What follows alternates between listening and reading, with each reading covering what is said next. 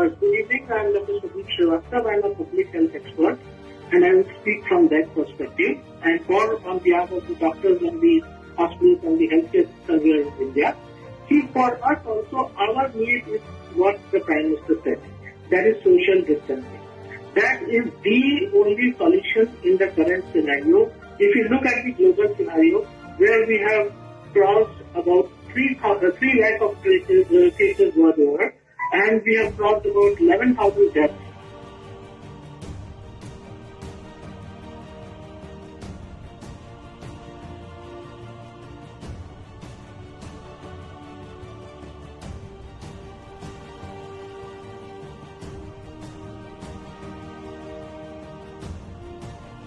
And everybody going back satisfactorily, well informed, educated, empowered to fight COVID together.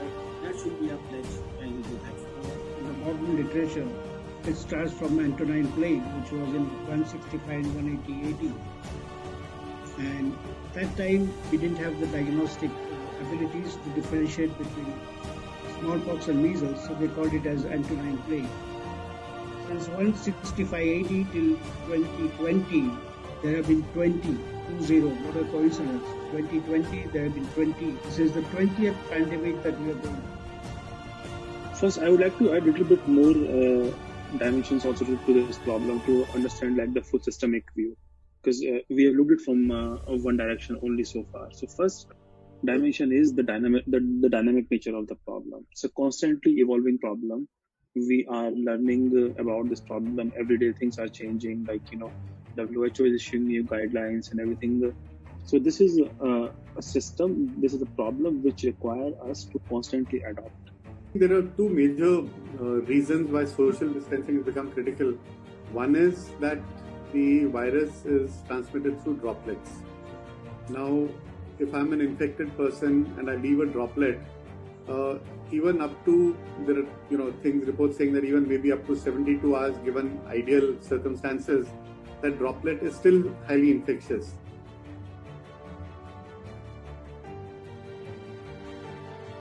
What we understand that the diabetics or the metabolic diseases patients or the obese patients, so they are more, or even the elderly patients are more prone, more susceptible to this sort of COVID infection situation. So also like you to throw light on the precautions or what they should be extra careful in this scenario. So over to you, Professor Mishra. Ground and the problems faced with diabetic patients and what kind of treatment alteration is needed in case of COVID infection.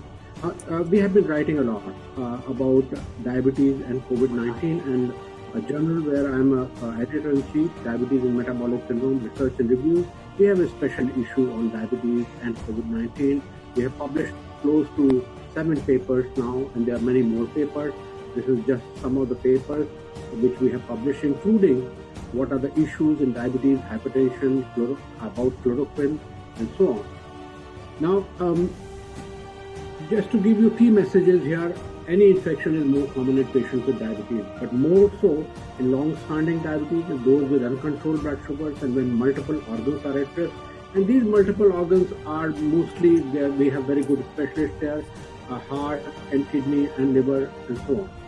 Now this coronavirus, as Swadeep has already told you, while producing mild disease, mostly in generally, a severe disease is more likely to be occurring in patients with diabetes.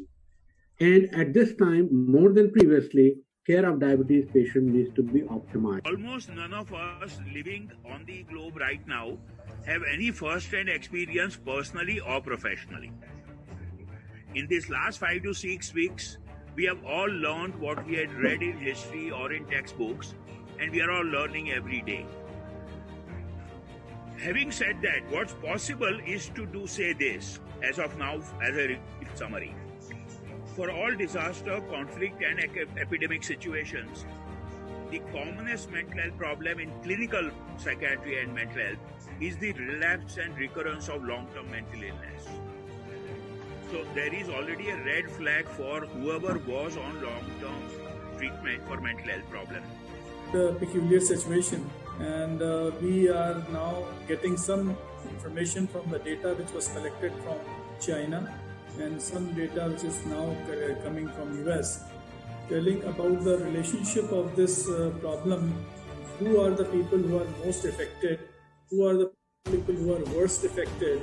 And it was found in the data that from China, which came from China, that 10 to 15% comorbidity comes from cardiovascular diseases, which means those patients who have heart diseases have a higher chance of getting this disease, and also a more severe form of disease which comes in those patients. So they have to be very careful. A research paper by Sheldon Cohen from 2003 that I'm not sure if you're aware of, and it's about emotional style and susceptibility to the common cold.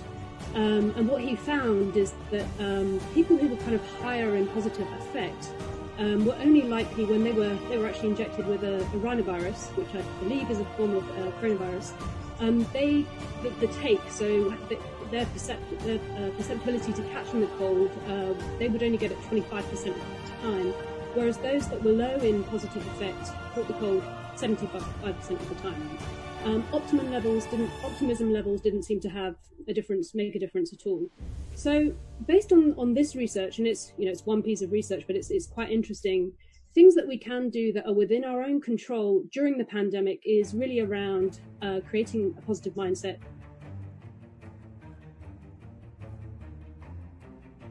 Segment of society which is so often ignored, which is the large number. She was telling me it's about more than 7 crore single women in our country. Impact of lockdown on the psyche of children and how to minimize this impact. And I'm going to be talking about the transformation of yourself to the highest motivated version of yourself. Having been a journalist for over a decade and also now running the community, the highest number of calls that have come to me are from women who are battling severe mental health. Even if sleep doesn't come to you, do certain things prior. So certain things prior means a sleep hygiene program. That means if you were originally sleeping at about 11 o'clock, 12 o'clock at night, just half an hour prior to that, what you can do is you can take a warm water shower. Secondly, soak your feet in a tub of water with rock salt. You can add any beautiful aroma oil to make